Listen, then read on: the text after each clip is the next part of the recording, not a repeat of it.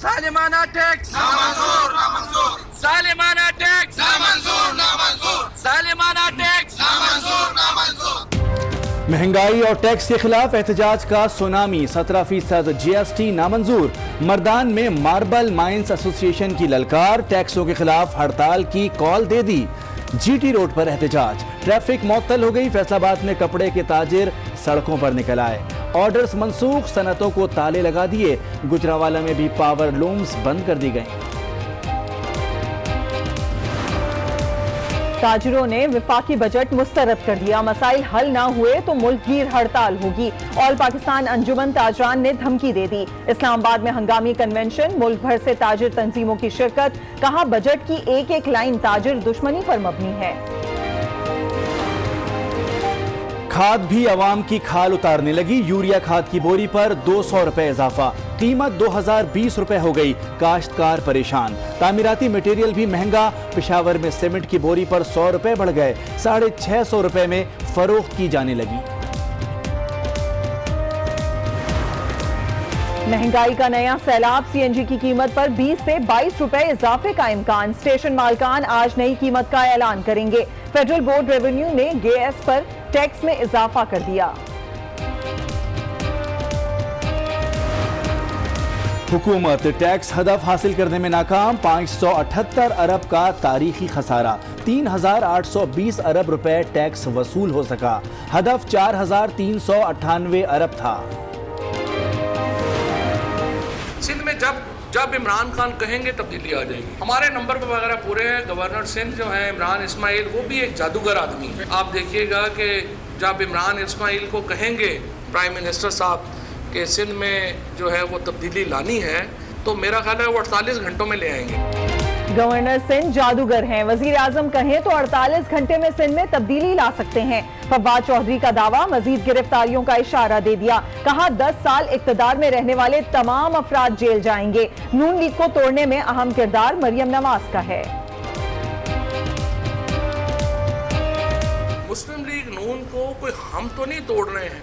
मुस्लिम league नून को तोड़ने में सबसे अहम किरदार तो मरियम नवाज शरीफ ने अदा किया है, जिन्होंने जब उनके चचा लंदन गए तो पीछे से शब खून मार दिया अपने चचा की क़यादत के ऊपर।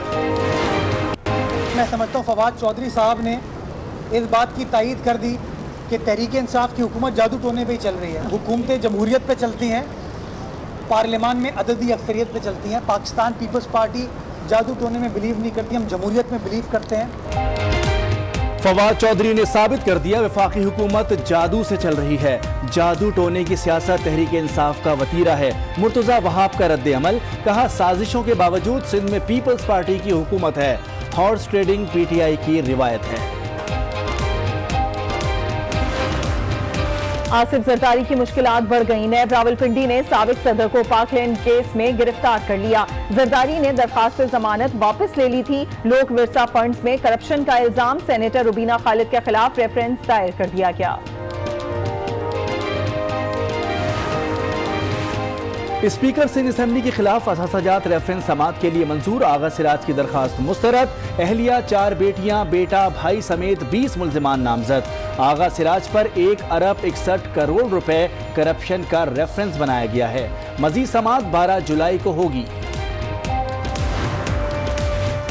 बदउनवान को मरकर भी रकम वापस करना होगी। सुप्रीम कोर्ट के रिमार्क्स। मरहूम DSP और अहलिया की करप्शन केस की समात। जुर्माना कम नहीं होगा मगर ज्यादा हो सकता है। लोग सारी उम्र करप्शन की रकम इस्तेमाल करते हैं। चीफ जस्टिस पाकिस्तान का तबसरा।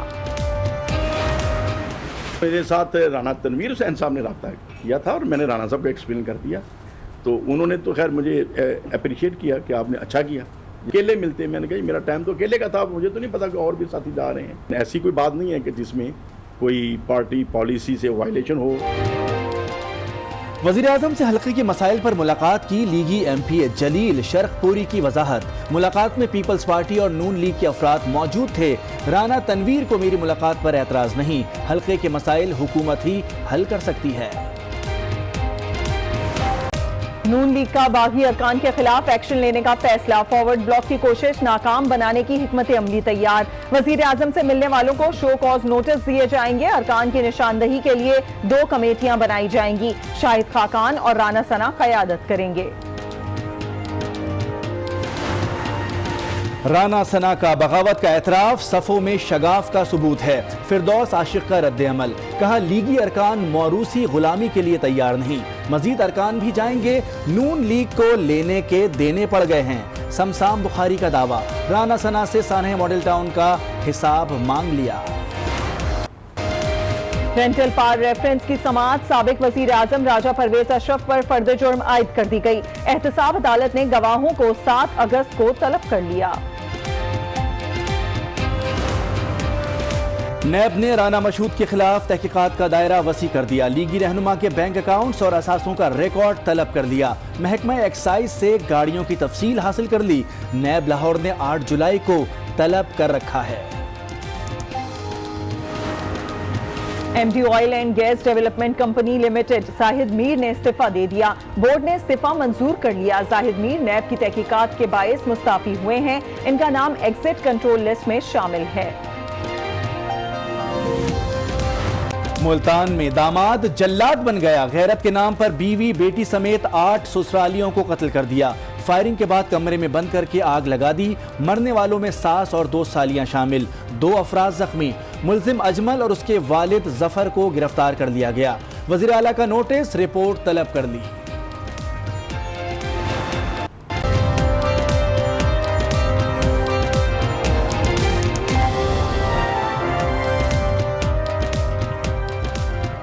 अस्सलाम वालेकुम। आज 3 बजे में आपको खुश आमदीद कहते हैं। मैं हूँ सादिया गौस और मैं हूँ मोनिस रजा। हेडलाइंस आपने मुलाहजा की। बुलेटिन का आगाज करेंगे इस अहम खबर से। एहतसाब अदालत इस्लामाबाद ने तोशा खान केस में नवाज शरीफ से तफ्तीश करने की नैब की इस्तदा मंजूर कर ली है।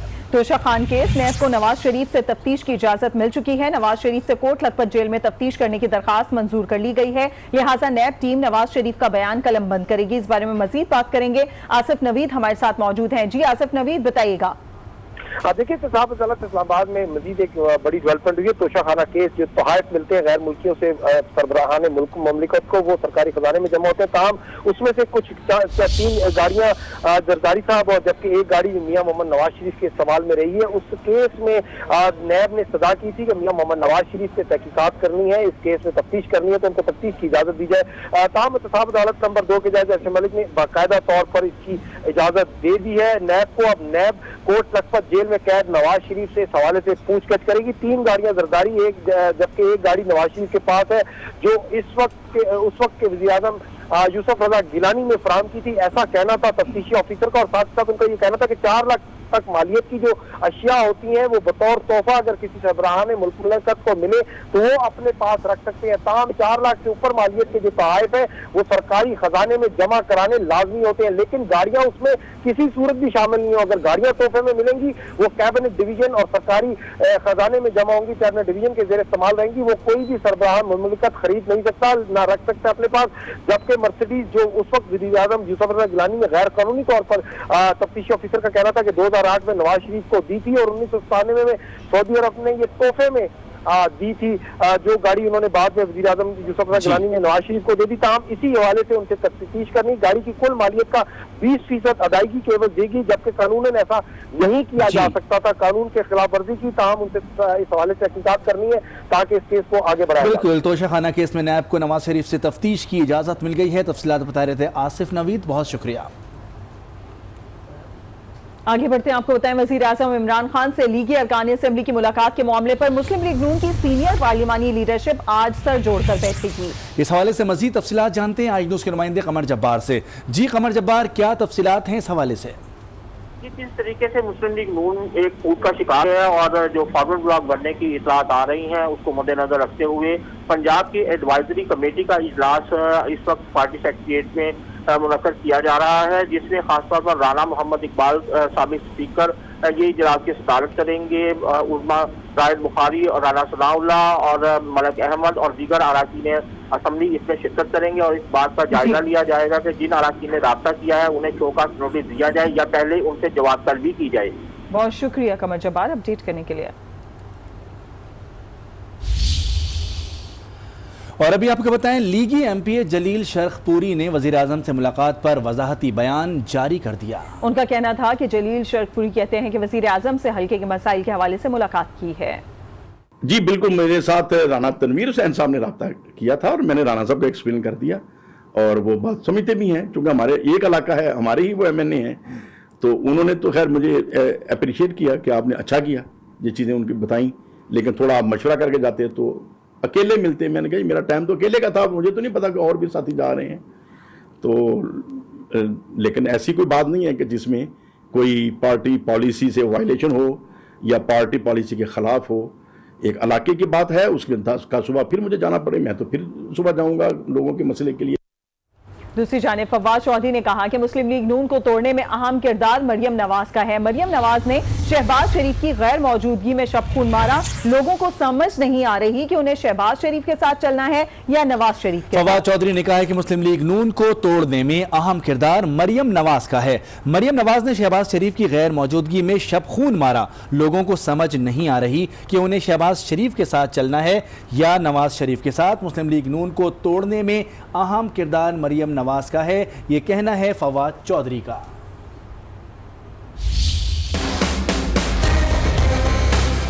मुस्लिम लीग नून को कोई हम तो नहीं तोड़ रहे हैं। मुस्लिम लीग नून को तोड़ने में सबसे अहम किरदार तो मरियम नवाज शरीफ ने अदा किया है, जिन्होंने जब उनके चचा लंदन गए तो पीछे से शब खून मार दिया अपने चचा की क़यादत के ऊपर। अब मसला ये हुआ है कि वहाँ पे लोगों को समझ नहीं आ रही है कि उन्होंने जो है वो शहबाज शरीफ को फॉलो करना है कि नवाज शरीफ को फॉलो करना है। पीएमएलएन के तो अंदर क्राइसिस है इतना बड़ा कि उनको समझ नहीं आ रही उन्होंने करना क्या, लिहाजा लोग टूट रहे हैं। लोगों को पता है कि यहाँ पर जो है वो लीडरशिप नहीं है। हम तो नहीं ये कर रहे, हम तो सिर्फ ये करेंगे कि जो जो मुस्लिम लीग नून से आना चाहता है उसको हम आशियाना देंगे। मुस्लिम लीग नून की रहनुमा उज़मा बुखारी ने फवाद चौधरी के इल्जामात को मुस्तरद कर दिया और कहा कि पार्टी मुत्तहिद है और रहेगी। आज न्यूज़ से खुसूसी गुफ्तगू में उनका कहना था कि वज़ीर आज़म से 3 या 4 अरकान ने मुलाकात की है। अगर इससे ज्यादा लोग ने मुलाकात की है तो इसकी कोई तस्वीर या वीडियो सामने क्यों नहीं लाई जाती।